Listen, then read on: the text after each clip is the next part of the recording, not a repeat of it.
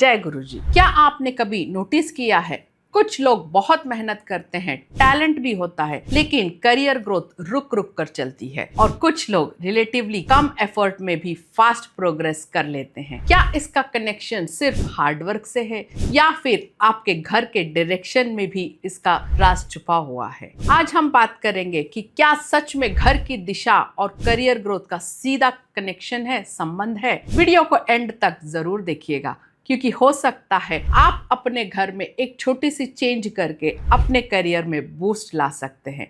इसके पहले कि हम आगे बढ़े, अगर आप मेरे चैनल पे नए हो तो प्लीज सब्सक्राइब जरूर करिए, बेल आइकन को हिट करिए एंड ऑल नोटिफिकेशन सेलेक्ट करिए, ताकि कोई भी इंफॉर्मेटिव वीडियो आपसे मिस ना हो जाए।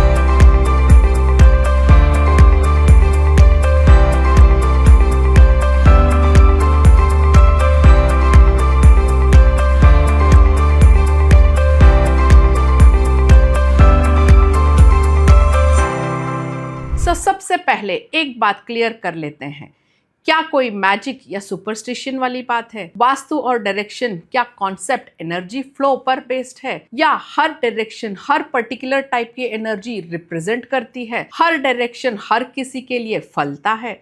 अगर वो एनर्जी ब्लॉक्ड हो जाए तो क्या उसका सीधा कनेक्शन हमारे लाइफ पे पड़ता है? तो अब हम समझेंगे सिंपल तरीके से कि कौन सा डायरेक्शन हमें क्या दे सकता है और उसे हमें कैसे बैलेंस करके चलना है ताकि हमारे लाइफ में भरपूर सक्सेस आए। फर्स्ट एंड फॉरमोस्ट, ईस्ट का डायरेक्शन जो होता है जहाँ से सूरज उगता है, ग्रोथ एंड अपॉर्चुनिटी का डायरेक्शन है। ईस्ट को सनराइज की डायरेक्शन मानते हैं। दैट मीन्स अगेन अपॉर्चुनिटीज हमें वहाँ से मिल सकती है, सिंबल ऑफ न्यू बिगिनिंग्स। अगर आपके मेन डोर या वर्क स्पेस ईस्ट फेसिंग है तो आपको नेचुरली अपॉर्चुनिटीज मिल सकते हैं। एग्जाम्पल, मान लीजिए दो लोग सेम क्वालिफिकेशन के हैं और एक का स्टडी या वर्क डेस्क ईस्ट फेसिंग है जहाँ पे ब्राइट लाइट है, ओपन स्पेस है, और दूसरे का वर्क डेस्क जो है डार्क कॉर्नर पे है, तो कौन ज़्यादा एनर्जेटिक फील करेगा? सिंपल लॉजिक आप लगाइएगा। ऑब्वियसली जहाँ पे सूरज की ऊर्जा आती है वो पर्सन ज़्यादा एनर्जेटिक फील करेगा एंड ज़्यादा प्रोडक्टिव होगा। ईस्ट डायरेक्शन पॉजिटिव स्टार्ट और नेटवर्किंग ग्रोथ से लिंक्ड मानी जाती है। सो कभी भी आप अपने वर्क डेस्क या स्टडी टेबल ईस्ट फेसिंग ही रखिएगा। देन नॉर्थ की direction career and finance flow का डायरेक्शन होता है। नॉर्थ अगेन कुबेर का स्थान है। अगर नॉर्थ साइड क्लटर्ड है तो आपको जॉब स्टेबिलिटी या सैलरी ग्रोथ में डिले फील हो सकता है। सो प्रैक्टिकली आपको क्या करना चाहिए? नॉर्थ के वॉल के पास कभी भी हैवी स्टोरेज या ब्रोकन आइटम्स मत रखिएगा। इस जगह को हमेशा क्लीन एंड ऑर्गेनाइज्ड रखिएगा। हो सके तो यहाँ पे एनर्जी फ्लो स्मूथ होने के लिए एक वाटरफॉल आप लगा सकते हैं या वाटरफॉल के पिक्चर भी आप लगा सकते हैं।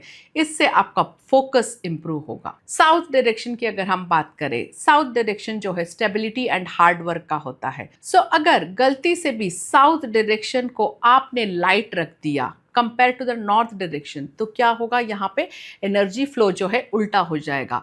दैट मीन्स स्ट्रॉन्ग स्टेबिलिटी हमें कब मिलती है? जब हम स्टेबल खड़े होते हैं, अपने पैर पे खड़े होते हैं, राइट? सो स्टेबिलिटी के लिए अक्सर आपको हैवी आइटम्स रखने हैं साउथ के डायरेक्शन पे, ताकि वो एनर्जी बैलेंस हो, और वही स्टेबिलिटी आपको अपने वर्क एनवायरनमेंट में भी दिखेगा। अक्सर लोग साउथ के डायरेक्शन में कभी कभार क्लटर रख देते हैं या शू रैक्स रख देते हैं। इसे आप अवॉइड करिएगा क्योंकि ये स्टेबिलिटी की जगह है। नेक्स्ट हम बात करेंगे वेस्ट डायरेक्शन के बारे में। वेस्ट का डायरेक्शन जो है रिकॉग्निशन का डायरेक्शन है, रिजल्ट्स का डायरेक्शन है, मैनिफेस्टेशन का भी डायरेक्शन है। वेस्ट डायरेक्शन जो रिजल्ट देता है वो world wide success and recognition भी दे सकता है। अक्सर आपने सुना होगा कि तिरुपति बालाजी मंदिर में जाके अगर आपने कोई मन्नत मांगी तो वो पूरी ज़रूर होती है। तो ये कैसे होता है? क्योंकि आप देखिएगा वहाँ मंदिर में डेटी जो है वो वेस्ट फेसिंग है। सो कभी भी कोई भी चीज़ आपको मैनिफेस्ट करना है, दैट मीन्स मैनिफेस्टेशन कभी ऐसे काम नहीं करेगा कि सिर्फ आप मैनिफेस्ट करना है बट हार्ड वर्क नहीं करना है। हार्ड वर्क के साथ साथ जब आप मैनिफेस्टेशन को मिक्स करते हैं हैं तभी रिजल्ट आते हैं।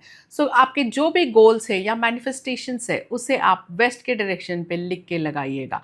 Example, if you are expecting a promotion और if you are expecting a salary hike, तो उसे आप वेस्ट के डायरेक्शन पे लगा के हमेशा रोज उसे देखना, या आपका विजन बोर्ड भी हो सकता है, उसे भी आप वेस्ट के डायरेक्शन पे स्थापना करिएगा।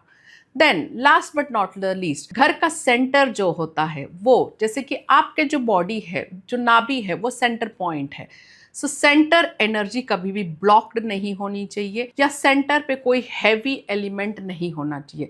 सिमिलरली वास्तु में हो सके तो ज़्यादा से ज़्यादा आप सेंटर जो एरिया होता है आपके घर का या ऑफिस का, उसे क्लटर फ्री रखिएगा, क्योंकि अदरवाइज क्या होगा, ये आपको कंफ्यूजन देगा, डिसीजन मेकिंग वीक कर देगा। एंड राइट टाइम पे राइट डिसीजन जो लेता है वही करियर ग्रोथ पाता है, राइट, क्लैरिटी पाता है लाइफ में। सो हमेशा याद रखिएगा, डायरेक्शंस को आप पॉजिटिवली यूज़ करिए ताकि आपको सपोर्ट मिले, ना कि आपके एंटी वो काम करे।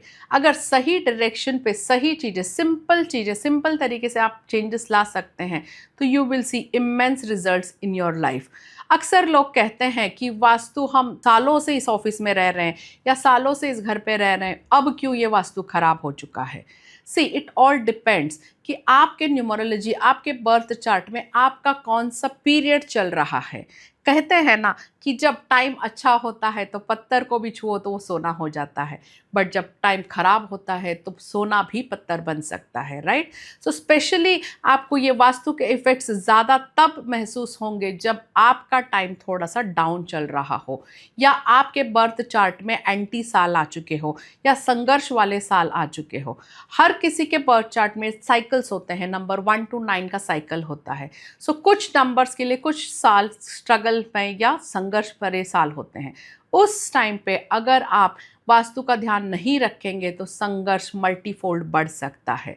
सो इन वास्तु टिप्स को अपना के आप अपने घर को और ऑफिस को एनहांस करके लाइफ में सक्सेस ज़रूर पा सकते हैं। इसके साथ साथ अपने बर्थ चार्ट एनालिसिस ज़रूर कराइए और अपने नेम और बर्थ नंबर को अलाइन करिए ताकि लाइफ में ग्रोथ स्मूथली आ सके। फिर मिलेंगे एक नए टॉपिक के साथ। Till then, good luck, good bye.